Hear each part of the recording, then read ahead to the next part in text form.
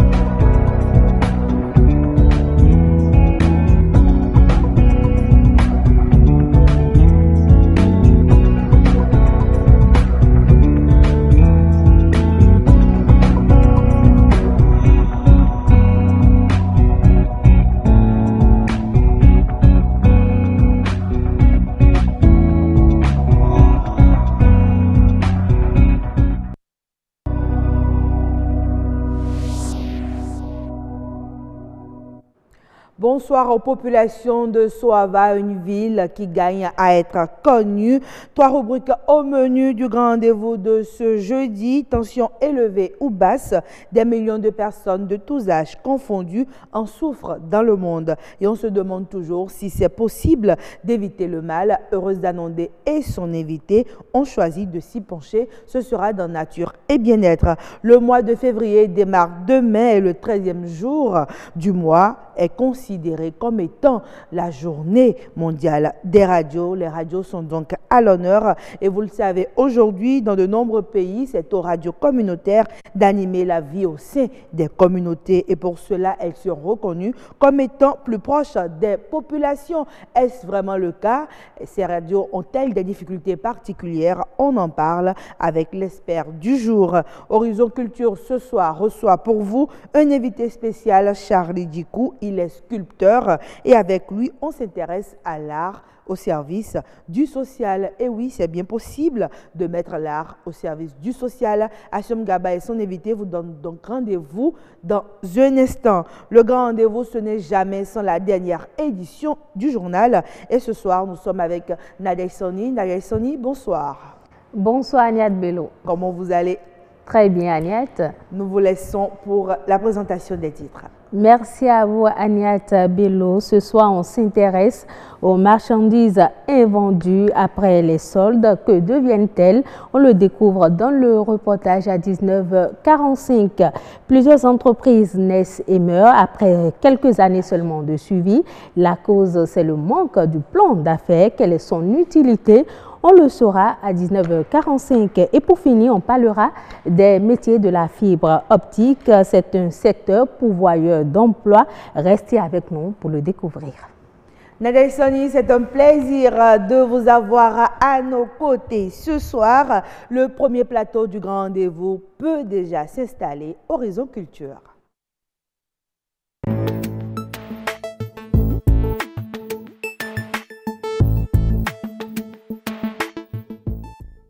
Création artistique, quand le beau nourrit le bien. On en parle avec Hassiom Gaba et son invité, bien sûr. Vous connaissez déjà Hassiom Gaba, mais ce que vous ne connaissez pas encore, eh bien, c'est le contenu de ce reportage que je vous invite à suivre.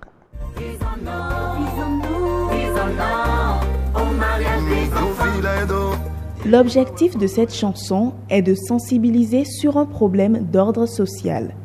Comme ces musiciens, plusieurs artistes décident de mettre leur art au service du social. Du coup, ça devient facile de cibler son public. Le discours politique ou le discours économique ou le discours scientifique, ce n'est pas tout le peuple qui comprend. Nous sommes dans un pays dont nous sommes à plus de 75% de taux d'analphabétisme. Ça veut dire quoi? Allons faire le théâtre dans leur langue, allons les voir avec un autre format de communication. Ça permet de comprendre et ça permet aussi de les amener à changer de comportement vis-à-vis de ces fléaux qui les touchent de façon directe. On arrive par l'art pour moi à dépasser certaines barrières. C'est un langage tellement universel qu'il arrive à toucher quelque chose de l'humain qui est très universel. Des émotions, des sensations, des formes aussi de spiritualité. En fait, le chef-quartier a fait disposer tout autour de son domicile des sièges. Résoudre un problème d'ordre social par son art n'est pas toujours aisé. L'artiste doit d'abord se mettre dans la peau de l'autre afin de mieux impacter. On prend l'exemple palpable de, ok, on joue l'enfant qui est vaudouci mais qui n'a pas accès à l'école. On va dire, ok, allons directement questionner les vaudoucis. Pourquoi, comment se passe leur réalité de vie avec les enfants? On prend cela maintenant avec l'ensemble de l'entité des artistes, c'est-à-dire les scénographes, les musiciens, les chanteurs, les danseurs, les comédiens. On met tout ça en bouche, on met tout ça en scène et ça devient une matière adéquate à présenter pour sensibiliser le peuple. Et une période, je travaillais avec des femmes qui avaient subi des violences. Elles étaient toutes minuscules. On les voyait et on avait l'impression qu'elles n'étaient pas là. Par le contact avec son propre corps, que moi j'ai cherché à travers la danse, j'ai travaillé avec elles 6 mois comme ça. Et à la fin, j'ai vu des personnes, j'ai vu leur personnalité, leur corps de femmes qui réexistaient. Faire du social à travers son art est louable, mais les acteurs se plaignent du manque de soutien et d'accompagnement. C'est le contexte social qui te donne les outils et les pistes pour travailler à travers l'art. Il faudrait que le social et les arts puissent être encore plus ensemble, que les politiques développent un cadre idéal et adéquat, c'est-à-dire créer des salles de spectacle, pas seulement fermées, mais aussi ouvertes, pour permettre au public d'avoir accès de façon directe. Il urge que l'éducation culturelle au plan social soit renforcée. Combiner la volonté politique à l'art pour le social pourrait donc se révéler bénéfique à plus d'un titre. Voilà, combiner donc l'art avec le social pourrait se révéler bénéfique. Jennifer Sachevi, merci pour cette belle chute qu'on apprécie sur ce plateau, n'est-ce pas, Siom Gaba? Bien sûr, à vous, Aniat Bello, je dis bonsoir. Bonsoir également aux téléspectateurs. C'est un sujet qui nous a beaucoup inspiré. Compte tenu du fait que, bon, beaucoup disent que la culture, c'est juste aller s'amuser, aller se distraire et tout le reste, mais on ne voit vraiment pas hein, l'autre aspect. L'autre aspect qui consiste à mettre la culture au service vraiment du social, au service du bien-être de la communauté. Et je pense que nous avons un exemple de ces artistes-là qui mettent leur art au service du social sur ce plateau. Il s'agit de Charlie Djikou, qui est le seul sculpteur de la pierre au Bénin. C'est ça. Bonsoir Charlie. Oui, bonsoir monsieur. C'est un plaisir de vous recevoir sur ce plateau. Aniat Bello, vous l'avez compris, mais dites-moi Charlie Djikou, comment arrivez-vous à mettre le travail de la pierre au service des communautés? Merci. Ce travail de sculpture de pierre d'abord, je l'ai ramassé sur le tard, c'est la curiosité, puisque je faisais l'argile, le bois, le béton, le bronze, tout ça. Et je n'ai jamais fait un atelier, je n'ai jamais fait une école, donc c'est un don. Donc, vous êtes un autodidacte, voilà, comme on le dit. Voilà. Donc, étant dans ma rue, j'étais un enfant de rue aussi, hein. Donc, j'ai eu cette connaissance et je me suis dit, bon, pourquoi ne pas partager? Partager dans quel sens? Bon, je vois que l'origine de la pierre, c'est dans les régions de collines, ou bien précisément à Saveur, où j'ai essayé d'installer un atelier de sculpture pour pouvoir essayer de partager cette connaissance avec cette jeunesse qui descend tous à Cotonou pour les émigrants et pour autres, pour les vices. Donc, je me suis dit, pourquoi ne pas créer ce nouveau job à Saverne, et dans les environs de collines et puis dans le Haut-Nord, et essayer de partager ma connaissance là pour qu'ils en utilisent, parce que chaque fois, quand je dis que je suis le seul sculpteur, c'est pas que je suis graveur de pierre, je suis sculpteur de pierre, je taille la pierre en 3D. Donc, j'essaie de partager cette connaissance pour que ces jeunes-là, sans descendre à Cotonou, puissent en vivre aisément, parce que la matière première est en abondance. Et à proximité. Voilà. Donc, il suffit d'aller chercher et prendre, lui donner forme. C'est pas seulement dans l'art, mais plutôt pour servir l'humanité et aussi les outils et les utilités comme les meules en pierre pour écraser les condiments à la maison. Ça veut dire, si un jeune peut arriver à tailler une meule en une semaine, ça veut dire qu'il peut en faire 4. S'il en fait juste à 4, ça veut dire, s'il peut vendre à 20 000 francs l'unité, il a au moins 80 000 ou bien 100 000 dans le mois. Donc il se fait un bon salaire sans descendre à Cotonou, Polier, Cotonou avec Zémilian et autres. Voilà. Alors, quelle est la partie je sais pas, sociale qui se trouve dans cet aspect, dans votre technique, dans votre manière de mettre là au service du social? Est-ce que ces jeunes viennent dans votre atelier gratuitement pour bénéficier de vos connaissances? Bien sûr, depuis Calavir, de mon atelier de Calavir, à travers le lycée technique sino-béninoise d'Akasato, que je suis en train d'installer un autre atelier pour partager cette connaissance juste à Saverne, on apprend gratuitement chez moi parce que je l'ai ramassé dans la rue, comme je l'ai dit. Okay. Donc, je partage ma connaissance comme ça. Donc, tous jeunes qui ont envie de venir vers moi, ils n'ont qu'à arriver. Il n'y a pas de niveau d'études forcées. Il suffit d'être volontaire, d'avoir la clé et la volonté pour pouvoir ouvrir cette porte. Si je comprends bien, vos actions sont axées sur la jeunesse, bien sûr, et de ces jeunes qui n'ont vraiment pas les moyens. Voilà. Vous avez dit, vous avez trouvé votre art dans la rue, vous l'avez ramassé dans la rue pour utiliser vos propres terminologies, mais ces jeunes-là également, donc vous sortez ces enfants-là également de la rue pour qu'ils puissent être utiles et participer au développement de leur communauté, c'est cela? Bien sûr. Moi, je vois que si on va toujours attendre l'État, c'est faux. C'est nous l'État d'abord. Et surtout ce que le gouvernement actuel est en train de faire dans le pays, comme pour booster la jeunesse à aller au travail. Donc, il faudrait que chacun de nous aille accompagner ce programme et essayer de porter aussi le gouvernement ou bien l'État qui essaie de faire tout. Donc, nous devons apporter aussi à la jeunesse. Donc, ce que moi je fais dans la partie pratique, c'est de partager mon art, mais dans la partie théorique, c'est d'essayer, parce que dans mon quartier à Zopa, à Kassato, on parle toujours de cambriolage, puis on dit on m'a volé chez moi, tout ça. Donc j'ai essayé d'instaurer les jeunes pour faire le développement personnel avec eux, partager mes expériences de jeunes enfants qui avaient connu la rue à 11 ans, qui en est sorti quand même un peu maintenant. Donc, j'essaie de voir qu'on peut partager quelque chose avec eux, puisque quand on dit qu'on cambriole les maisons, ça veut dire le verre toujours dans le fruit. S'ils ne sont pas occupés, si on ne les occupe pas, ils vont s'occuper. Ils vont s'occuper. Donc, vous les occupez avec vos connaissances, et cela gratuitement. Oui, mais où trouvez-vous les moyens pour soutenir cette initiative? Bon, comme on dit toujours chez nous au Bénin ici, parce que la foi est devant tout chez nous au Bénin, Dieu fait que je trouve les marchés pour travailler. Je vends beaucoup de mon art parce que j'ai ma galerie personnelle dans mon espace culturel à Kassato. J'ai ma galerie que je fournis mes œuvres, que les Béninois et les expatriés viennent l'acheter souvent. Et ça me fait nourrir ma famille et puis aussi souvenir à cette demande-là. À cette demande-là. Donc, c'est avec vos propres fonds que vous arrivez à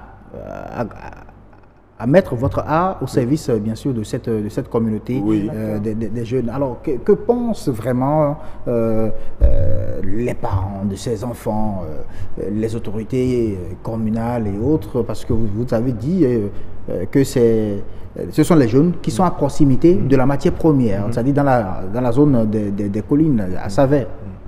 Bien sûr, c'est que ma philosophie première, c'était quoi? Je me dis toujours quelque chose. Je veux toujours être. Je me bats toujours pour être.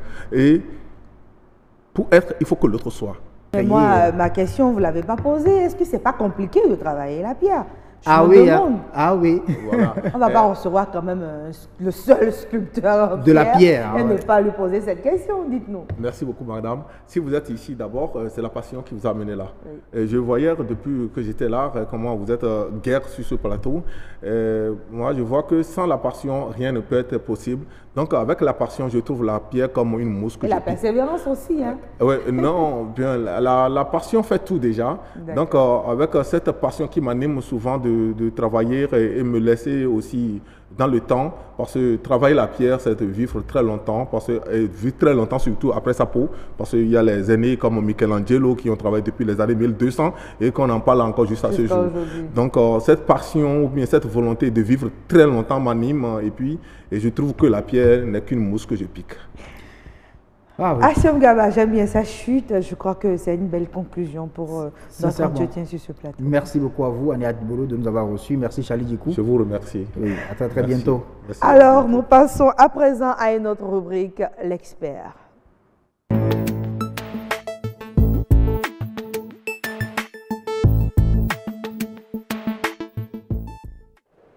Journée mondiale de la radio, les voix de la proximité. Nous en parlons dans la rubrique expert avec notre invité. Il s'agit d'Aziz Koto Chabi. Bonsoir. Bonsoir, madame. Comment vous allez? Bien. Vous êtes le secrétaire exécutif de la FERCAB, Fédération des radios communautaires et assimilées du Bénin. Alors, avec vous, déjà, on veut savoir, la radio communautaire, quand elle est implantée dans une localité, en quoi est-ce qu'elle est un atout? Merci bien. Les radios communautaires, d'abord, ont pour mission d'informer les populations des zones rurales et périurbaines. Au-delà de l'information, il y a l'éducation, il y a la culture, on fait la promotion de la culture, et il y a les distractions. Donc ces radios sont très proches des populations et de la communauté. D'accord, mais je me demande, ces missions sont apparues après ou déjà à l'origine avec la première radio communautaire qui s'est installée peut-être ici au Bénin. Est-ce que ça a toujours été cette mission? Oui, cette mission a toujours été, et dès la démonopolisation des zones en 1997, les premières radios sont apparues en 98-99 et depuis on fait du chemin. Et de 5 au départ, et il y a aujourd'hui plus de 40 radios communautaires dont 39 sont membres de la FERCAB. D'accord. Oui. Mais est-ce que vous avez vraiment l'impression que ces radios communautaires ont un rôle particulier au sein des communautés? Est-ce que les populations environnantes s'identifient à travers cette radio? Absolument. Et j'ai lu récemment les résultats d'une étude Afrobaromètre qui disent que la radio reste le média le plus populaire, et avec près de 77% au Bénin en 2018. C'est pour vous dire que les populations sont très proches des radios. Et quand vous allez en zone rurale, vous voyez les gens sont accrochés à la radio. Et quand on dit en zone rurale, c'est la radio qui a dit, c'est que c'est la vérité absolue. Les populations sont très proches de leur radio. Et les émissions, elles y croient. Les émissions sont en langue nationale. Donc, ils n'ont pas besoin d'un traducteur. Ils reçoivent l'information directement dans leur langue. Je crois que c'est d'abord ça la particularité d'une radio communautaire. Oui, c'est qu'elle vous parle dans la langue que vous parlez dans la localité. Absolument. Et ces radios communautaires, au nombre de 39, je disais tantôt, émettent dans 52 langues. Donc nous faisons la promotion de langue nationale à travers ces radios communautaires-là. D'accord. Oui. Maintenant, est-ce que ces radios communautaires ont un mode de fonctionnement particulier? Oui, ces radios ont un mode de fonctionnement particulier. Déjà, le cahier de charge au niveau de la HAC, et nous avons seulement 20% de publicité. Ça veut dire que c'est des radios qui ne font pas la publicité, c'est des radios non commerciales. Et l'autre particularité, comme on le disait tantôt, la plupart des émissions, notre grille de programme, c'est en langue nationale. Donc il y a ces spécificités-là. Et il y a également la mobilisation sociale. La plupart de ces radios sont créées et gérées par les communautés. Donc il y a un conseil d'administration que la communauté met en place et qui gère. Maintenant, il y a un opérationnel, c'est-à-dire un directeur qui est là, qui coordonne les activités, qui gère la radio. D'accord. Ouais. Maintenant, au sein des communautés, au niveau des populations, comment est-ce que ces radios-là sont accompagnées et accueillies? Oui, ces radios sont fortement accompagnées, fortement soutenues.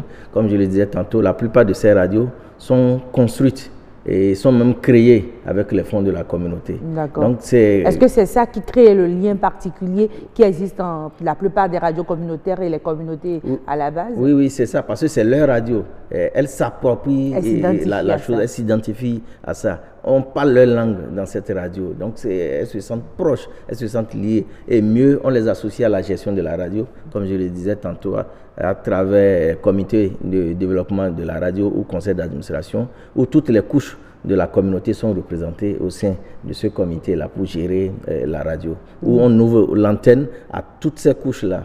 On n'a pas besoin que vous soyez lettrés avant de pouvoir vous exprimer à la radio. De vous exprimer à la radio. Ouais. Mais je me demande dans les sujets, les différents sujets au niveau de la ligne éditoriale de ces radios communautaires-là, est-ce qu'il n'y a pas de sujet tabou, on parle de tout, ou il y a des sujets particuliers qui vous intéressent?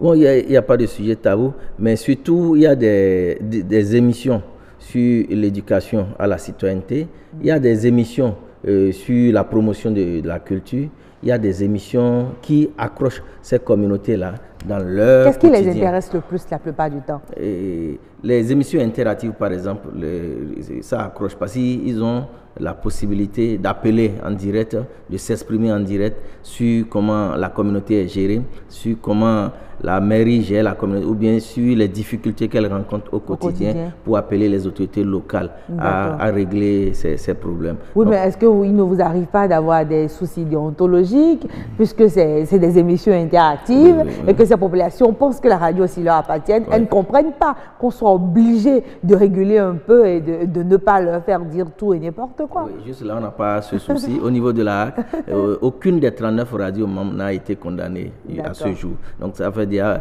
certaines de ces radios ont 20 ans d'âge, mais aucune radio n'a encore été condamnée par la HAC. C'est-à-dire qu'on respecte scrupuleusement la déontologie, et quand les gens appellent également, on essaie de les coacher pour qu'elles n'aillent pas au-delà de ce qu'il faut dire sur une antenne, surtout en direct.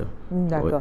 Maintenant, est-ce que les radios communautaires ont des difficultés particulières liées à leur genre et à leur mode de fonctionnement? Oui, elles ont des difficultés. Comme je le disais tantôt, on n'a pas la subvention de l'État. Donc, c'est la communauté qui soutient la radio. Et les quelques partenaires qui viennent, c'est les PTF qui ont des messages de sensibilisation techniques et financiers, oui, qui ont des messages de sensibilisation, d'éducation, qui passent par le canal de ces... On se rend compte qu'il y a beaucoup de messages de sensibilisation. Oui, sur ces radios-là. Donc, moins de publicité, comme je vous le disais. Donc, il y a ces difficultés-là. Et il n'y a que les structures commerciales ne vont pas vers ce type de radio-là, parce qu'on se dit que c'est des radios de brousse, c'est des radios rurales, alors que nous avons pratiquement les mêmes types d'émissions que les radios qui sont implantées. Oui, mais c'est peut-être aussi la façon dont les populations, les communautés qui vous entourent consomment. Si quelqu'un, un particulier, une entreprise a envie de communiquer, c'est aussi dans le but de faire vendre ces différents produits. Est-ce que vous avez l'impression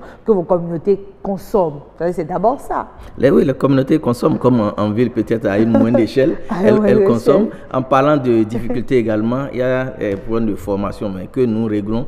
Chaque année, il y a des sessions de formation à l'endroit des techniciens, des journalistes et même des gestionnaires, c'est-à-dire les directeurs de ces radios-là.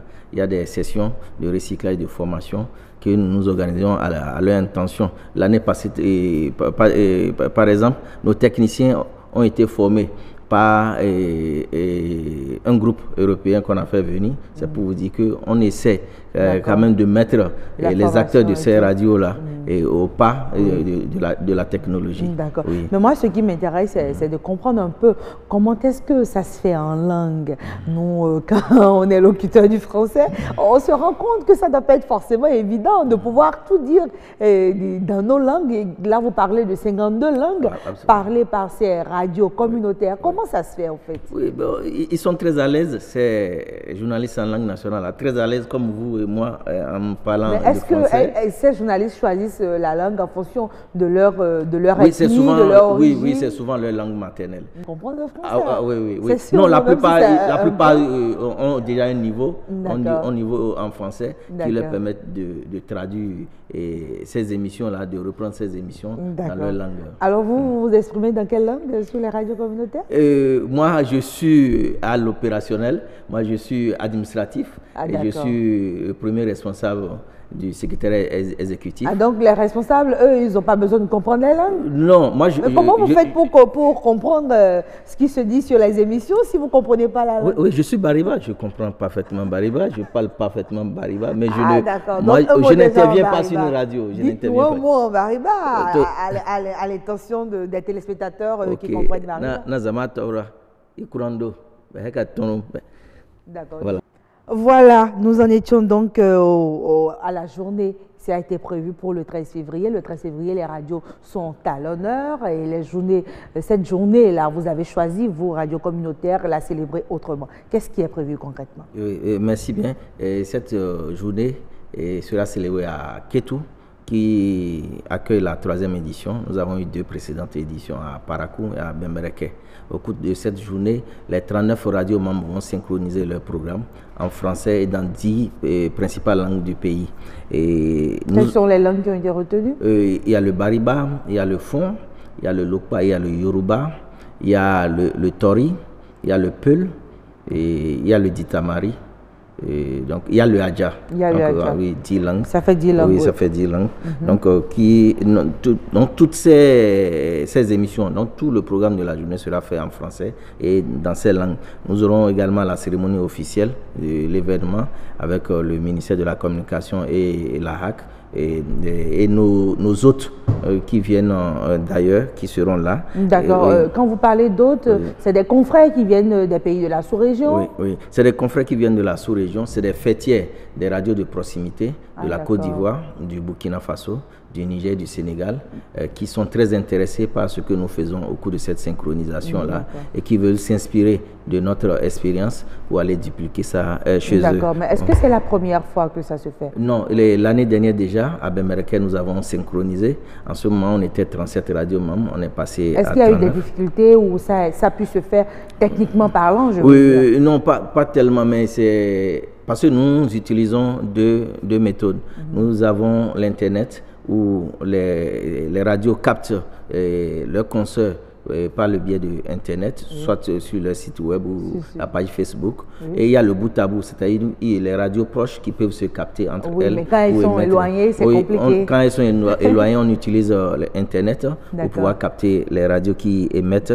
Et vous voyez, par exemple, c'est des occasions pour parler par exemple des endémies. Quand je prends le ministère de la Santé qui utilise ce canal par exemple durant toute la journée dans différentes langues à travers tout le pays, par exemple celui qui a Tangueta, qui a Lalo, qui a le même message.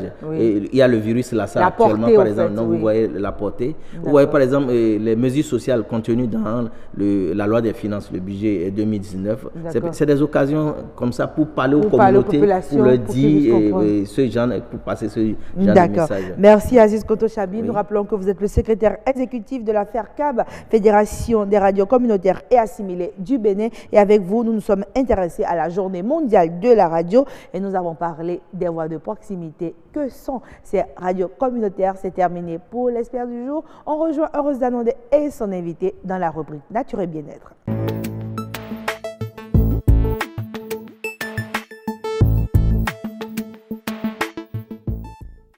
Voilà, Nature et Bien-être s'installe dans un instant, mais avant, on suit le reportage. Il y a de temps en temps que j'ai des palpitations et j'en ai parlé à mes collègues du laboratoire. Ils m'ont dit le mieux c'est de voir un cardiologue.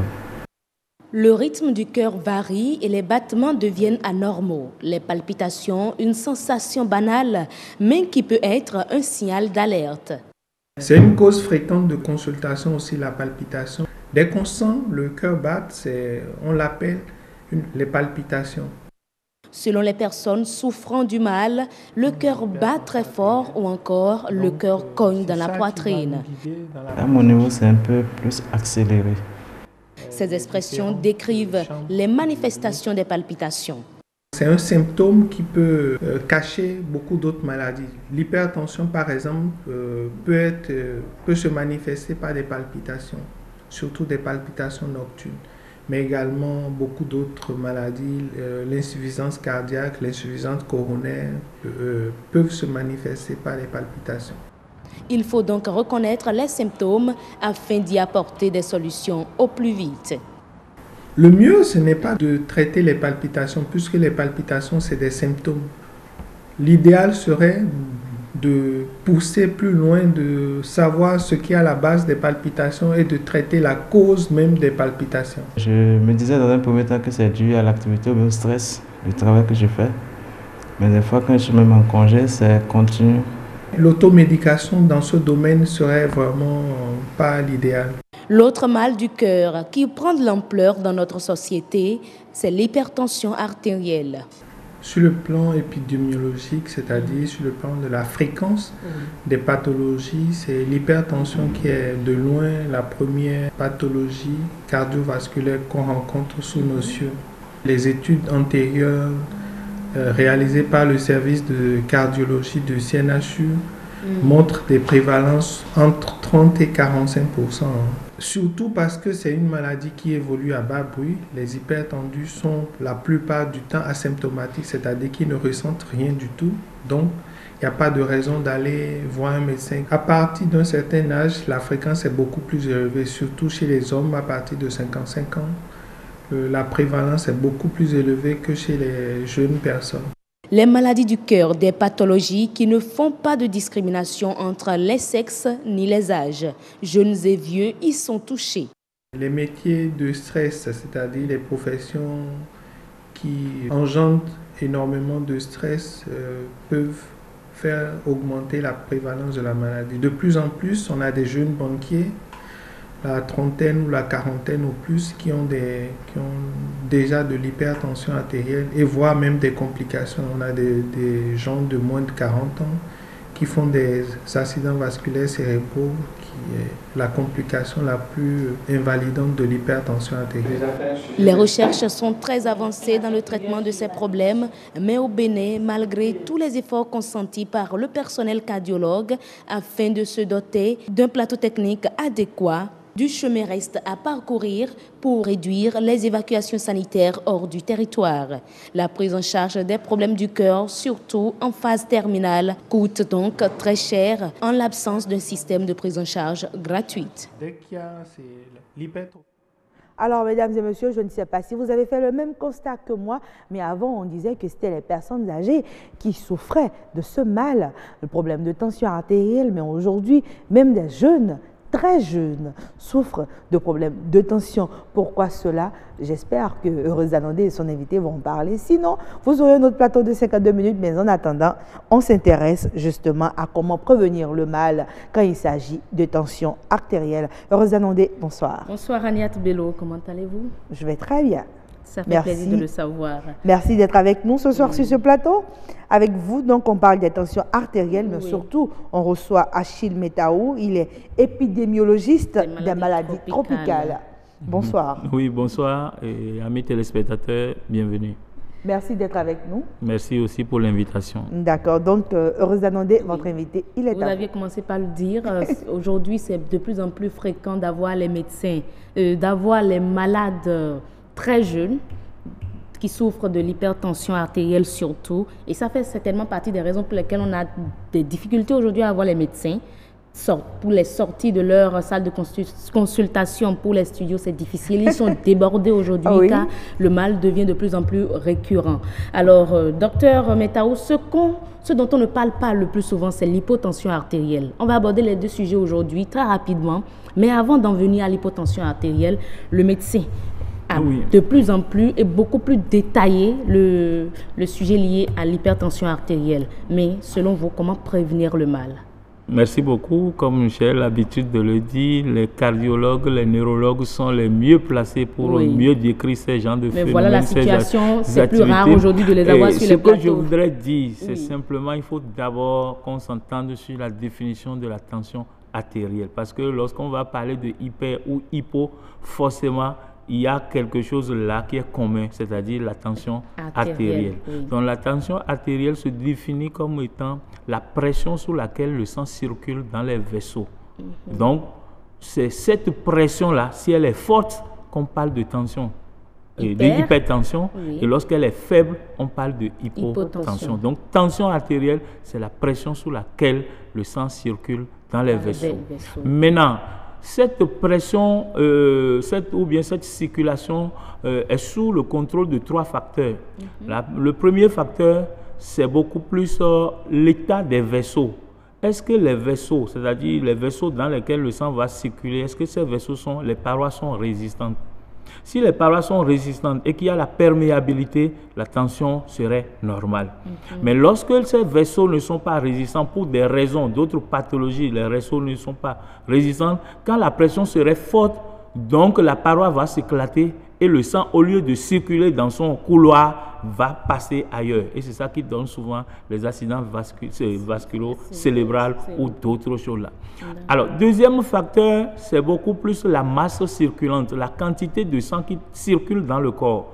Lorsque vous faites un accident ou bien vous avez une blessure et que le sang sort en dehors de l'organisme et que ça jaillit, forcément, vous allez perdre une quantité énorme. Et si cette quantité énorme est perdue, donc la pression sur laquelle le sang va circuler serait une pression faible parce que la quantité est insuffisante pour frotter la paroi des vaisseaux. Alors, enfin, troisième chose qui est importante qu'il faut comprendre, c'est l'état de la pompe cardiaque qui est le cœur. Si le cœur ne fonctionne pas bien, vous n'aurez jamais une bonne tension. Parce que ça peut être en hyper ou ça peut être en hypo. Donc, il faut pouvoir comprendre ces 3 facteurs pour comprendre le phénomène de la tension artérielle. Donc, on dit qu'il y a hypertension artérielle lorsque vous mesurez avec nos appareils que vous avez une pression qui est au-dessus de 160 mm de mercure. Donc, on parle de tension artérielle. Je l'avais dit dans une des émissions sur ce plateau que nous avons 2 types de tension. Nous avons la contraction des ventricules qui va donner une tension qu'on appelle la tension systolique. C'est ça qui fait qu'on a 2 chiffres, c'est-à-dire le premier chiffre, et la contraction des oreillettes qui va donner ce que nous appelons la tension distale, c'est-à-dire diastolique, et qui est la deuxième type de tension. C'est pourquoi vous allez entendre 13 sur 8, 180 sur ceci. Voilà un peu comment ça se passe. Maintenant, nous savons, docteur Achiou, nous savons que la normale, c'est 12. Très bien, c'est ça. C'est 12. Maintenant, non, c'est là le problème. La normale n'est pas 12.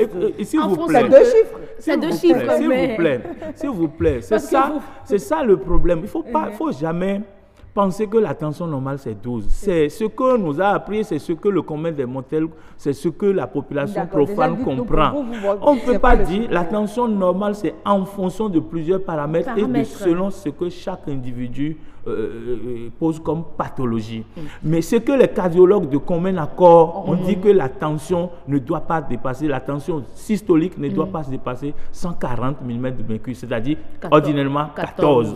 Donc lorsque vous avez une tension qui est au-dessus de 12, c'est-à-dire à 13, on ne peut pas dire que vous êtes en hypertension. Même si vous en avez 14, c'est que vous êtes à la limite et ça dépend de l'heure et dans les conditions dans lesquelles on a pris votre tension. Elle a tout de suite donné, en introduction, on vous annonce un événement. On vous annonce un événement malheureux. On a eu à aborder tout ça avec vous déjà sur ce plateau. Ce que je souhaite qu'on dise aujourd'hui aux téléspectateurs, c'est comment prévenir l'hypertension artérielle avant d'en venir à l'hypotension. Prévenir l'hypertension artérielle, ça veut dire qu'il faut d'abord se faire contrôler pour s'assurer qu'on est hypertendu. Il faut pouvoir qu'on déclare l'intéressé hypertendu d'abord avant de prévenir. Oui, ceux qui se savent déjà hypertendus, qu'est-ce qu'ils doivent faire ou ceux qui ne le sont pas? Respecter les conseils de leur médecin, premièrement. Et ces conseils sont souvent d'abord la prise des médicaments. Deuxième chose, les règles d'hygiène et de mode de vie. Parce que lorsque vous ne respectez pas les règles d'hygiène et de mode de vie, vous aurez des difficultés. Je prends un exemple de mode de vie. Vous êtes hypertendu, vous devrez éviter de rester là où il y a le bruit. Alors, si c'est vous qui allez faire le tour des boîtes de nuit et où il y a de la musique, où il y a le bruit, ou bien là où il y a les discussions, là où il y a la bagarre, vous êtes encore là, ce n'est pas bien pour votre cerveau. Deuxième chose, vous devez gérer les conflits internes pour pouvoir être au-dessus vraiment des difficultés. Si vous vous laissez, et pour chaque chose, vous avez, c'est la déception, je suis dans le souci, non, ce n'est pas bien. Votre pression sera augmentée et vous allez faire les AVC et autres. Ça vaut également pour ceux qui ne sont pas encore hypertendus. Bien sûr, c'est pour dire que tout le monde C'est-à-dire, être humain que nous sommes, chacun devrait vivre selon ses moyens. De plus en plus, vous avez dit qu'aujourd'hui, on remarque ça chez les jeunes. C'est parce que les jeunes vivent au-dessus de leurs moyens. Donc, on n'arrive pas à faire la part des choses pour faire l'équilibre. Et à un moment donné, lorsqu'il y a la morosité de la vie économique, les charges sont dépassantes et les revenus sont faibles. Donc, on commence du matin jusqu'au soir, on réfléchit. On est dans le souci, qu'est-ce qu'il faut faire? C'est très important. En fait, ça crée trop de soucis. Oui, c'est souvent les soucis. C'est souvent les soucis. Quand vous prenez... Donc, il faut éviter au maximum les soucis. Il faut ne pas avoir de soucis. Non, c'est pour comprendre que... C'est bien possible. Il faut peut-être trouver comment gérer les soucis. Donc, il faut pas éviter les soucis. C'est pourquoi on dit la capacité de maîtrise de soi devant les problèmes. Parce qu'il y a plusieurs moyens de gérer et de régler les problèmes. Ça, le médecin ne vous l'apprend pas. Lorsque vous pensez que vous êtes la seule personne à vivre une situation, c'est une erreur. Parce que pendant que vous pensez que votre situation est dans le pire, vous allez écouter autre personne et vous allez dire que mais moi, chez moi, c'est mieux. Donc, premièrement, il faut pouvoir tout faire pour gérer les problèmes, des soucis, pour vivre, pour rétablir l'équilibre. Deuxième chose, il faut s'alimenter correctement. Parce que lorsqu'on s'alimente, si l'alimentation est mauvaise et qu'à un certain âge, vous continuez à consommer les lipides, à consommer les repas copiés, arrosés de bons vins, de la viande et autres, vous allez augmenter votre graisse. Donc, lorsque c'est augmenté, ça ne va pas faciliter vraiment la digestion. Et quand ça ne facilite pas la digestion, vous créez un problème au cœur. Et donc, la pression sous laquelle le sang va circuler aura des difficultés. Donc, c'est pourquoi on dit qu'il faut beaucoup plus faire respecter les règles d'hygiène. Et il faut le sport, très important, il faut le sport. Lorsqu'on veut régler les problèmes de tension artérielle et que vous allez vers les cardiologues, c'est que le sport est très important. Donc, il faut le sport, il faut pouvoir marcher. On n'a pas dit qu'il faut devenir champion. Non, mais il faut faire son sport, choisir peut-être le moment dans la semaine ou dans le week-end pour marcher. La marche rapide, à défaut de courir, il faut faire une marche rapide pour pouvoir transpirer et éliminer les déchets. Et là, on serait en bonne santé. Quand on dit rapide, c'est bien rapide. Rapide, oui, il n'y a pas rapide, c'est pas être en copine, et puis on papote, et puis bon, non, mais on peut marcher rapidement en copine. Je ne suis pas d'accord avec vous. Mais, monsieur Metao, est-ce que tout ce que vous dites là, c'est pareil? Attendez, 30 secondes. 30 secondes. Alors, en 30 secondes, est-ce qu'il faut prévenir l'hypotension également à travers tout ça? Non, le problème de l'hypotension artérielle, il faut comprendre. Vous savez, et vous allez constater qu'on n'en parle pas beaucoup. Oui, on n'en parle pas beaucoup parce que en réalité, il y a plusieurs facteurs. Ça dépend de beaucoup de choses. Mais c'est plus grave que l'hypertension? En termes de gravité, d'accord, mais ça n'amène pas parce qu'on sent plus la fatigue. Mais ça ne crée pas sur le même. Ce que je peux dire, c'est qu'il y a beaucoup de facteurs. Quand je prends par exemple l'exemple chez les femmes qui sont sous contraception, sous produits contraceptifs, vont faire de l'hypotension. Et ça fait partie des effets. Ça devient très intéressant. On va revenir sur le sujet. On revient sur le sujet une autre fois avec Achille Metao. Nous rappelons qu'il est épidémiologiste des maladies tropicales. C'était un plaisir de l'avoir sur ce plateau. Eh bien, ça presse parce qu'il est l'heure du journal et Nadège Soni, ses patientes. Avec raison, bien sûr, on la retrouve tout juste après ceci.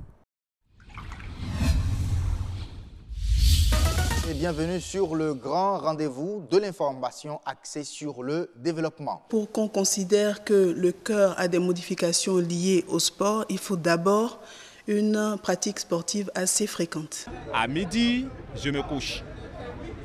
Qu'en soient les problèmes que j'ai, à midi, je dors et à 15h, je reprends. Ceux qui se disent qui se donnent de repos, c'est bien, mais on se donne de repos où? Aller sous nos échangeurs. Le grand rendez-vous, c'est du lundi au vendredi sur BB24 à 19h et à 0h. Autant savoir aujourd'hui qui vous amène à la découverte d'une filière.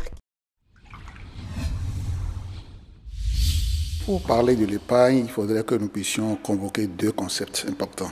Le revenu et la consommation. Peut-on espérer une élimination définitive des sachets plastiques? Quand vous dites que chacun est né avec son travail, est-ce parce que vous n'êtes pas né avec le journalisme qu'au fil des temps, vous avez laissé le métier de côté? Au-delà de la production d'énergie, le taux d'électrification reste encore faible. Par rapport aux réformes dans le secteur du tourisme, comment est-ce que vous voyez ça? Je dis souvent que l'entretien sur BB24, c'est tous les dimanches à 22h, les lundis à 10h, à 16h30 et à 23h. S'exprime à travers une consultation du FA.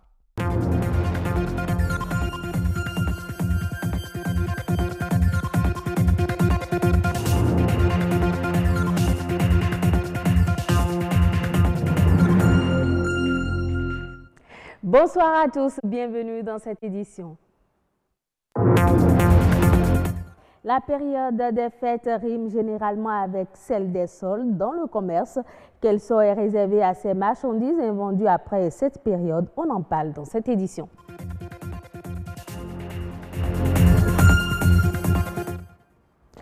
Avoir un plan d'affaires peut éviter l'échec des jeunes entreprises. La formation élément capital dans la suivi des entreprises a été initiée à l'endroit des entrepreneurs. Le point de cette séance dans cette édition. De nombreux métiers interviennent dans le déploiement de la fibre optique. C'est un secteur pourvoyeur d'emploi. La jeunesse doit être outillée en attendant son effectivité au Bénin.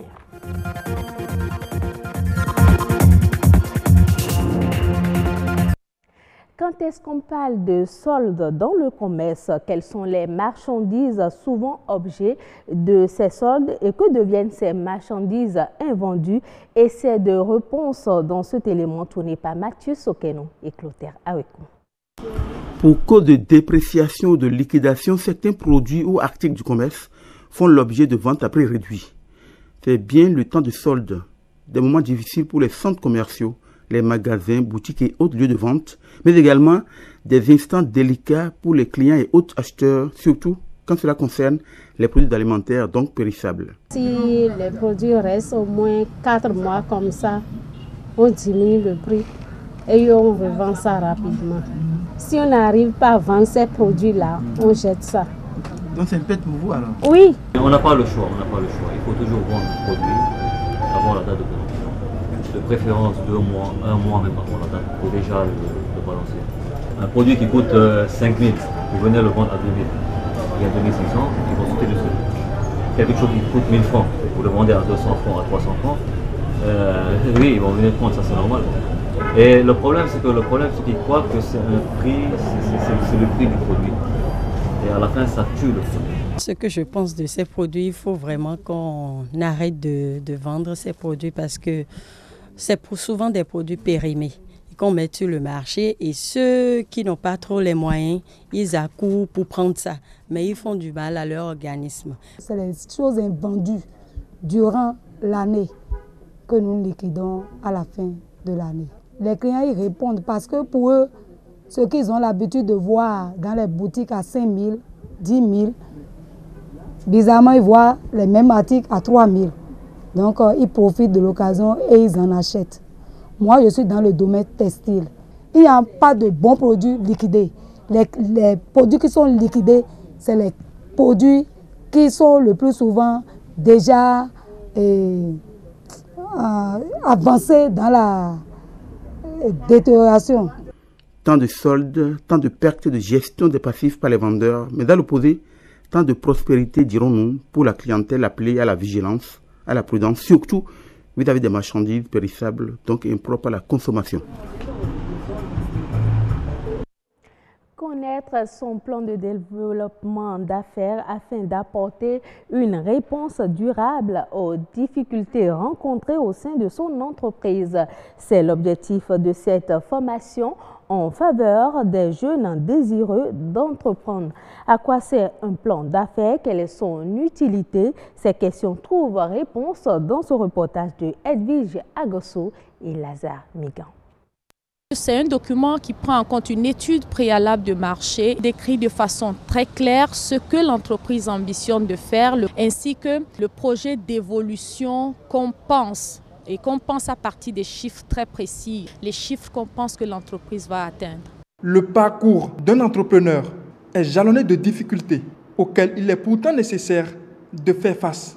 Au début, c'est carrément difficile parce que vous faites tout. Vous êtes tout. Vous êtes comptable, vous êtes directeur des ressources humaines, vous êtes secrétaire, vous êtes tout à la fois. Et quand vous n'avez pas un financement ou bien quand vous n'avez pas des gens qui vous supportent à faire ça, c'est vraiment difficile. On se retrouve seul à des moments. On passe même des nuits blanches à essayer d'entreprendre. Un jeune entrepreneur qui a commencé peut avoir des difficultés sur le plan managérial. C'est-à-dire comment gérer les fonds par exemple, comment gérer le stock, comment rechercher le marché, comment conquérir de nouveaux clients, comment fidéliser le client. Participer aux séances de formation entrepreneuriale en ayant sur soi son plan de développement d'affaires est une condition sine qua non pour tout bon entrepreneur. Ils ne se forment pas suffisamment pour savoir comment gérer une entreprise, comment la créer, comment la gérer, comment assurer sa pérennisation. Et donc, il leur manque de la formation d'abord. Le financement qu'on évoque vient bien après. Et donc, c'est un environnement où de jeunes entreprises naissent, mais meurent également prématurément. Tout entrepreneur, à un moment donné de son cycle, doit marquer une pause, doit évaluer ses capacités entrepreneuriales, doit revoir son business plan. Et s'il ne l'avait pas, c'est le moment pour lui de l'avoir et de travailler à accroître ses performances aussi bien personnelles que l'essor de l'entreprise. Créer une entreprise ne consiste pas uniquement à mobiliser des moyens financiers. D'autres paramètres entrent en ligne de compte. Le mentor a cette consigne: décourager autant que faire se peut l'habitude du jeune entrepreneur à mettre la ressource financière en premier et à la prioriser. Et donc, lorsque le jeune entrepreneur identifie ses ressources, l'amener à identifier l'ordre de priorité. Si l'argent est sa priorité, son échec est à 90% consommé. Et pour éviter l'échec, la planification est fondamentale pour toute entreprise tout au long de son existence. Votre connexion Internet est trop lente, un peu de patience. Le très haut débit arrive bientôt au Bénin avec le déploiement de la fibre optique. En attendant son effectivité, c'est un secteur qui va ouvrir de nombreux emplois au Bénin et partout dans le monde. Quels sont les métiers de la fibre optique? Abdel Akochaye répond à la question. À l'aide de la fibre optique, on peut faire passer 20 millions de communications téléphoniques simultanément, 40 millions de pages dactylographiées en 1 seconde, et on peut télécharger 30 films de 2 heures en 1 seconde. Comme métier de la fibre optique, on peut citer 4 métiers principaux. On a le métier de raccordeur, de poseur de fibre optique. On a le métier de splicer ou bien soudeur de fibre optique. On a le métier de testeur de fibre optique, de réseau fibre optique. On a aussi le métier de dessinateur du réseau fibre optique. Le métier est très vierge. Quand je dis vierge, c'est vraiment vierge. Et aujourd'hui, on a des informations, on a des demandes partout. C'est vraiment le portail du métier du millénaire. Si les jeunes s'adonnent à ça aujourd'hui, les jeunes peuvent gagner, peuvent sortir du chômage. Et on n'a pas besoin d'avoir 3 têtes avant de travailler, de faire le métier de la fibre optique. Non, aujourd'hui même, au niveau du génie civil de la fibre optique, tu peux, même avec le BPC, tu peux travailler dans le génie civil de la fibre optique. Même sans aucun diplôme avec le CEP, vous pouvez travailler dans le génie civil de la fibre optique. Vous pouvez intervenir. Quelqu'un qui a le BPC ou même le bac, on peut le former à être soudeur de la fibre optique. Aujourd'hui, nous, en tant qu'ingénieurs, malheureusement, nous faisons tout ça parce qu'il n'y a personne pour le faire. L'image que nous projetons, c'est que les jeunes aujourd'hui se mettent dans la tête qu'ils ont déjà un champ ouvert d'emploi, qu'ils se mettent dedans, et ceux qui sont encore à l'école, qui se mettent dans ces filières-là techniques et choisir, arriver à l'université, ils pourront facilement faire le métier de la fibre optique. Parce qu'aujourd'hui, c'est un métier. L'agence Côte d'Ivoire PME et la Bourse régionale des valeurs mobilières entendent accompagner les petites et moyennes entreprises à fort potentiel dans la recherche de financement adapté à leurs besoins. Un protocole d'accord formalisant la coopération entre les deux institutions a été signé ce lundi au cabinet du secrétariat d'État chargé de la promotion des PME. Le secrétaire d'État, Félix Anoblé, a salué l'opportunité qu'offre la BRBM aux PME à travers son 3e compartiment d'accéder à des fonds propres indispensables pour leur développement en facilitant leur cotisation à la bourse. Au Sénégal, le programme alimentaire mondial a visité avec ses partenaires financiers ses différentes réalisations dans la région de Matam, des opérations qui visent principalement la lutte contre la malnutrition. Reportage.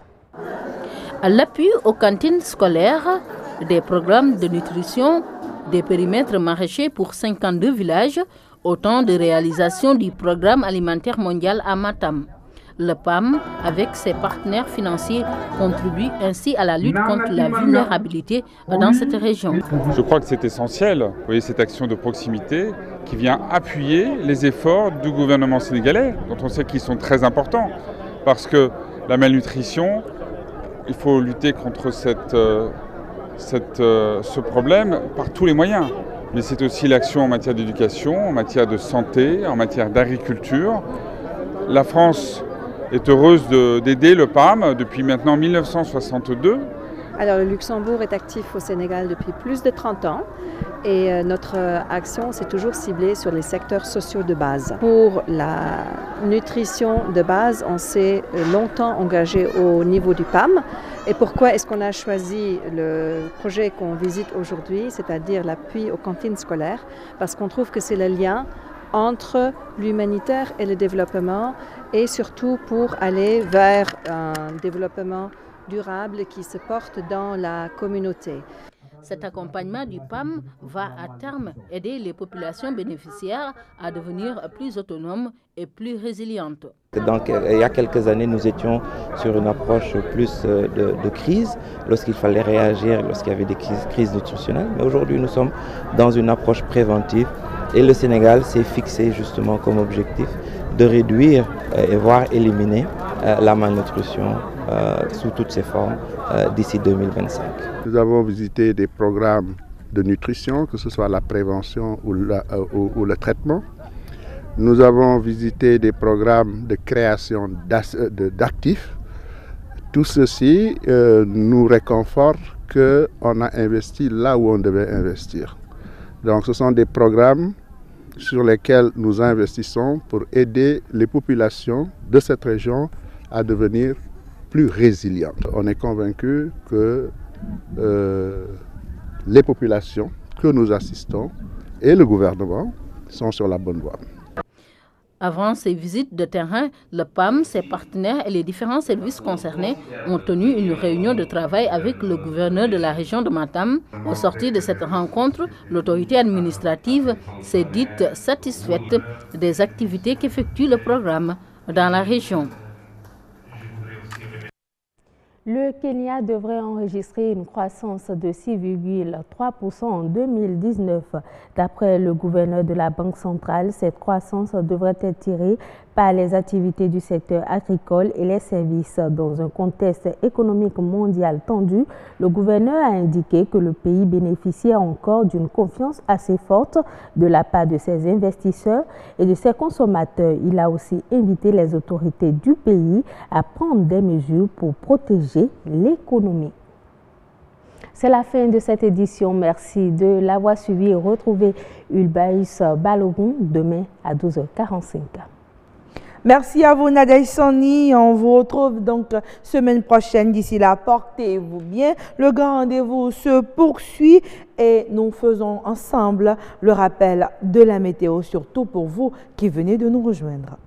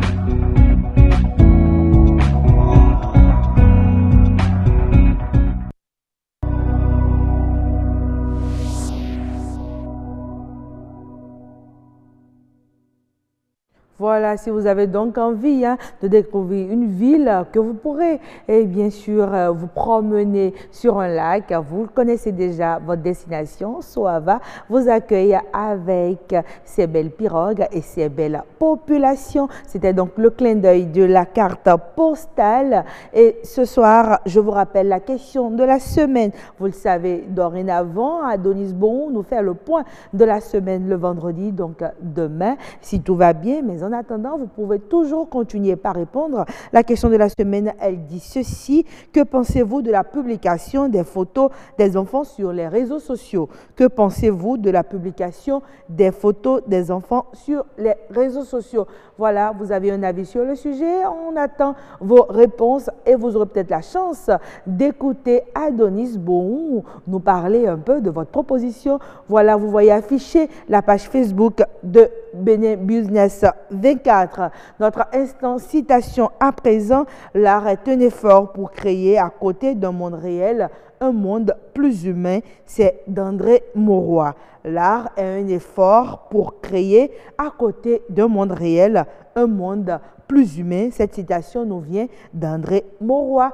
Merci d'avoir été des nôtres tout au long de ce numéro du Grand Rendez-vous. Je vous retrouve encore avec grand plaisir demain et je vous embrasse très fort.